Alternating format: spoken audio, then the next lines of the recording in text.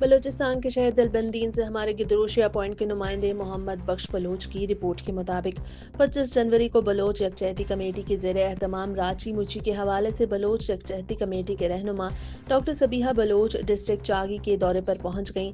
چاہسر اور چہتر میں شاندار استقبال ہار پہنایا گیا۔ اس موقع پر چہتر استقبالیہ اور چاہسر جلسے سے خطاب کرتے ہوئے ڈاکٹر صبیحہ بلوچ نے کہا کہ آج بلوچوں کی سی اتحاد اور یکجہتی نے ریاست کو پریشان کر دیا ہے۔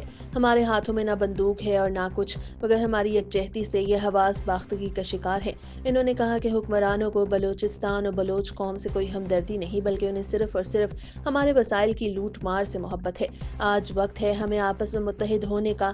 دشمن قوتوں کو بے شک ہماری یہ یکجہتی راس نہیں آتی، مگر 25 جنوری کو ہم نے اپنے گھروں سے نکل کر دلبندین میں ہونے والے جلسے میں ایک قوت کے طور پر شرکت کر کے یہ ثابت کر دیا کہ بلوچ قوم کو دنیا کی کوئی طاقت متحد ہونے سے نہیں روک سکتی۔ جلسے میں خواتین اور بچوں کی بڑی تعداد موجود تھی۔